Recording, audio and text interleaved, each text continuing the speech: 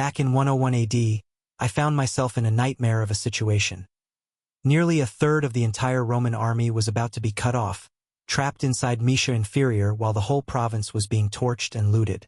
As emperor, I couldn't stand by and watch the place get wiped out by that barbarian coalition, but at the same time I knew I couldn't just drop everything, march the whole army back, and undo every bit of progress we'd made.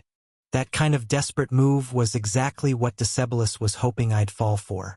So, instead of taking the bait, I hurriedly sent Liberius and his column racing back toward the province. And I also sent word to Pannonia to push out the Pannonian fleet with an emergency force right away. Even then, I knew it wouldn't be enough, so I decided to take a gamble. I'd rush in myself, but only with a small, elite group, while the rest of the army stayed behind to hold our position. I took my Praetorians, some heavy Germanic infantry, my Singular's bodyguards, and a handful of auxiliary units. It wasn't much, but it was the best shot we had. Once I reached the Danube, I linked up with the Pannonian fleet. It was personally led by Quintus Gladius Attilius Agricola, the governor of Pannonia and a close friend of mine. The fact that he came in person showed just how dire the situation had become.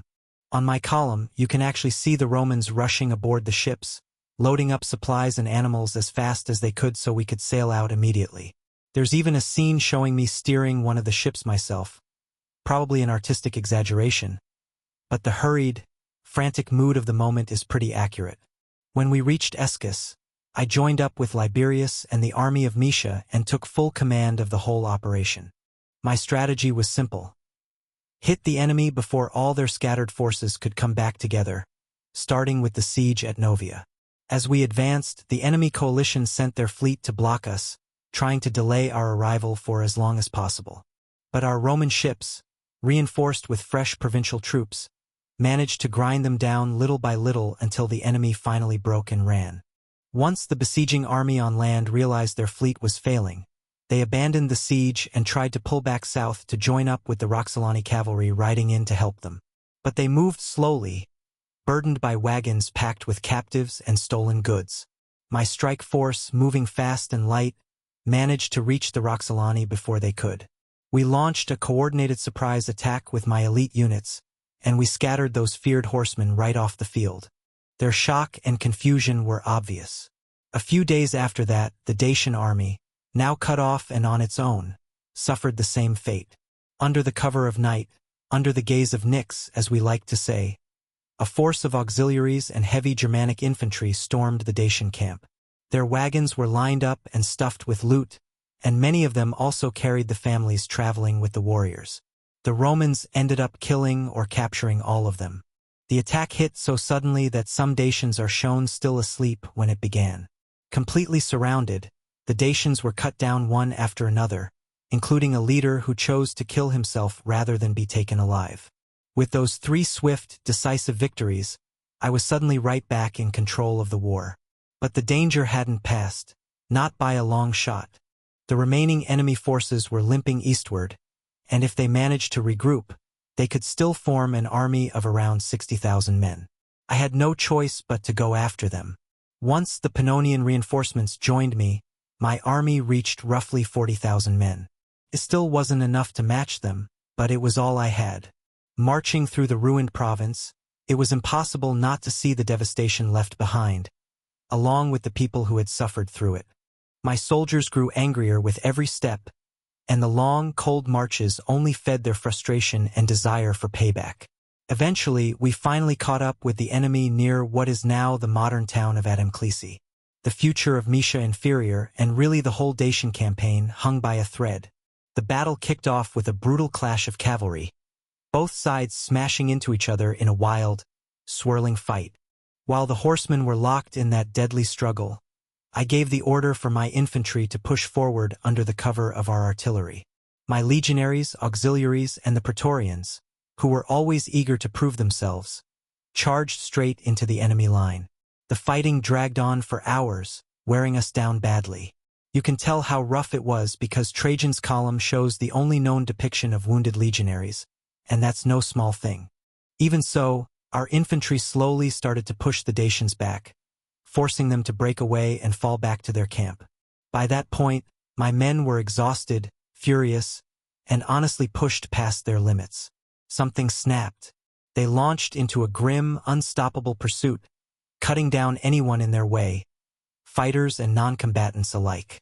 When the Roxolani and Dacian cavalry saw their camp collapsing behind them, they didn't even try to rally. They bolted from the field. Against all odds, we had pulled off another decisive victory. Moesia was finally secure, and huge numbers of enemy warriors were dead or in chains. But before I moved on, there was one last matter I needed to settle. Out by the mouth of the Danube sat the island of Puke, home to Bastarnae tribes who had eagerly opened their territory for the invaders, maybe even helped them. Now that my hands were free, I wanted to make something very clear. Rome had no patience for neighbors who played both sides. I went to the island myself and wiped out nearly the entire population to drive that message home. And as for Decebalus, he knew exactly what was coming. When spring arrived, I'd be at his doorstep, ready to make him pay for every Roman who had died. Heading back from Moesia, I understood the task ahead wasn't going to be easy. His capital was tucked deep inside the Oresti Mountains, a maze of ridges and steep passes that acted like natural walls. High up on the peaks, the Dacians had built citadels, stone fortresses lined with artillery and the best defensive tricks their engineers had come up with. They stood like symbols of Dacian pride and noble status.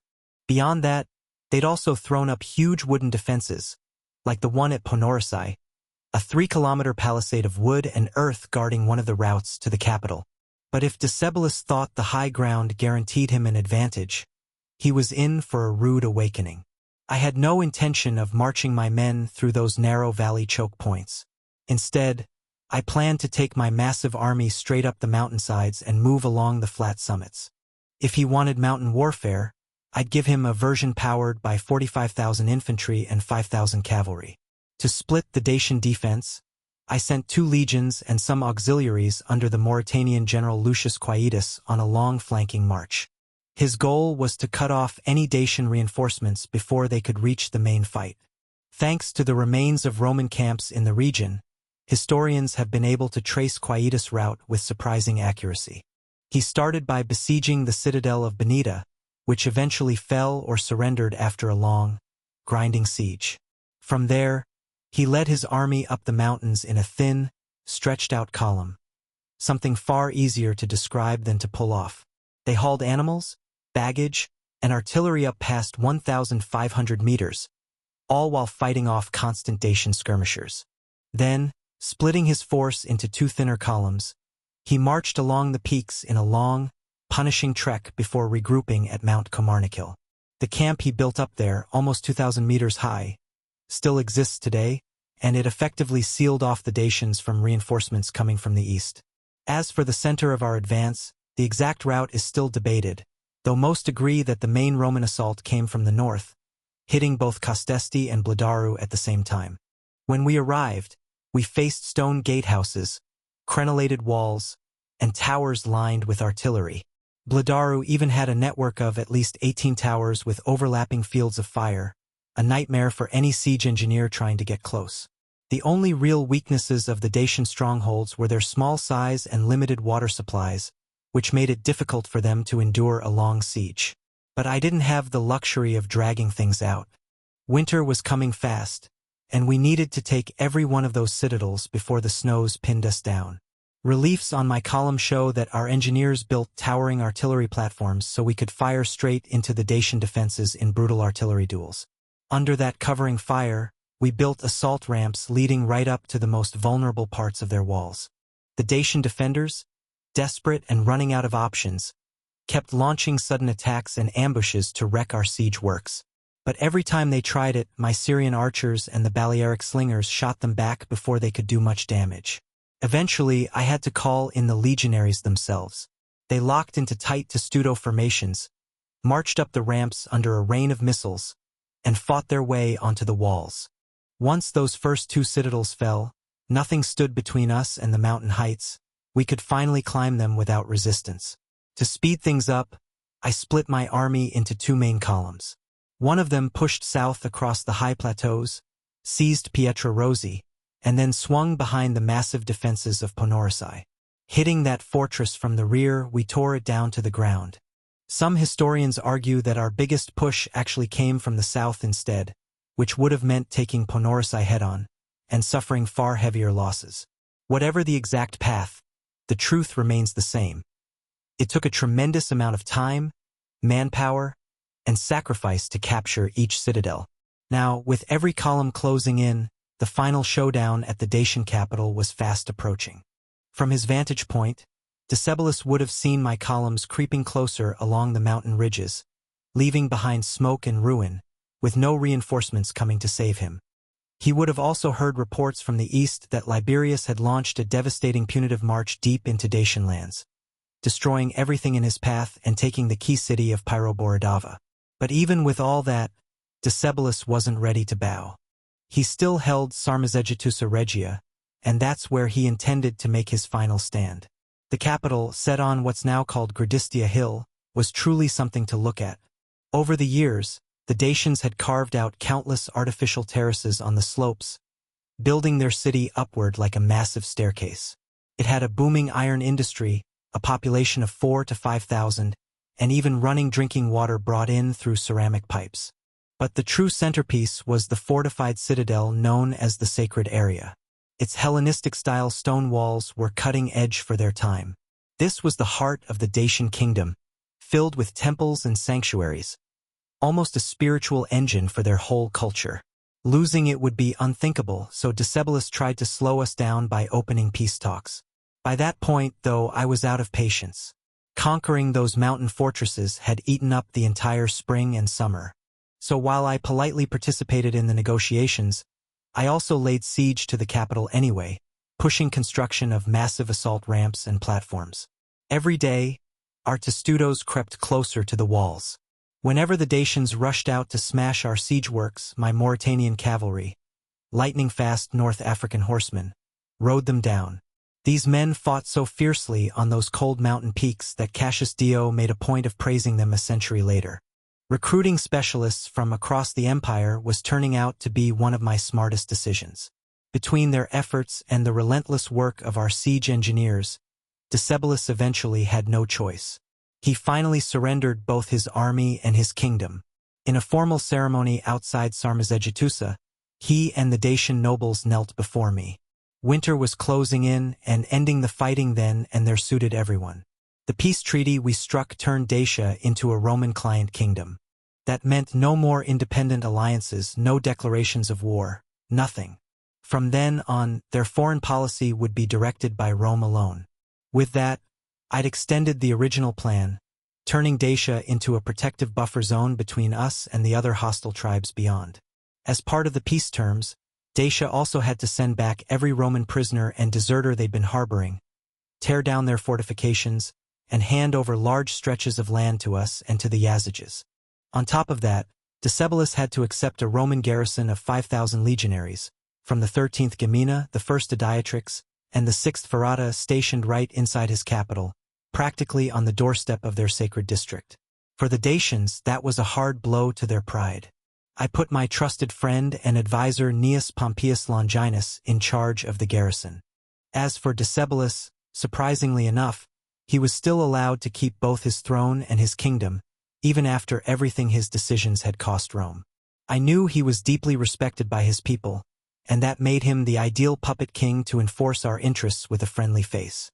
Looking back, I would come to regret giving him that much freedom.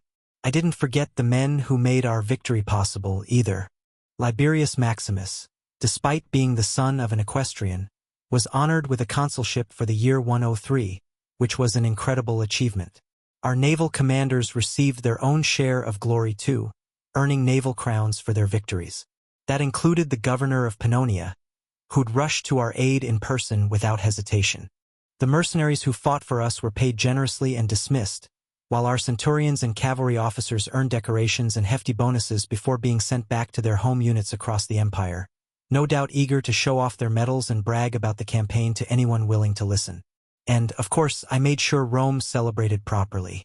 I held a grand triumph when I returned, issuing holidays and public games throughout the empire. Word of the victory spread everywhere, through the streets of Rome, across distant kingdoms, even stamped onto that year's coins. Some of the coins carried scenes from my triumph, and others showed a symbolic figure of Dacia, usually a woman depicted in poses of sorrow or defeat. Imagery that surely stung the Dacians to their core. For a people as proud and independent as they were, it was deeply humiliating.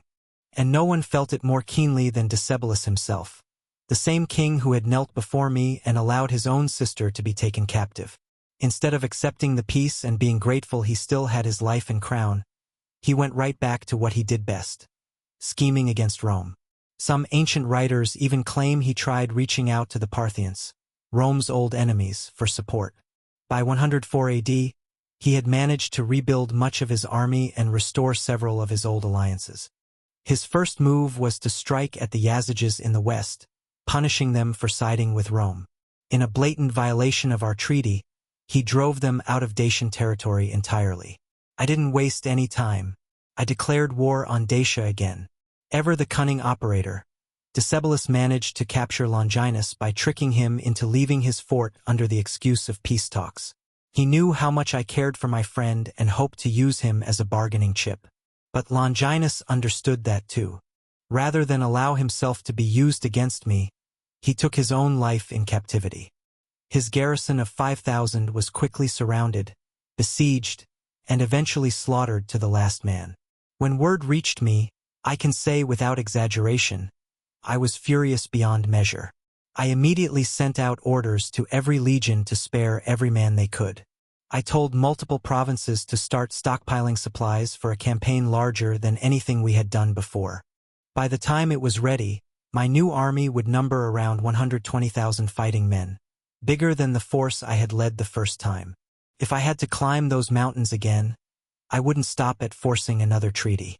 This time, Dacia would become a permanent imperial province, and its people would face a simple choice: be absorbed into Rome or be wiped out resisting. Decebalus wasn't just battling for independence anymore. He was fighting for the very survival of his people.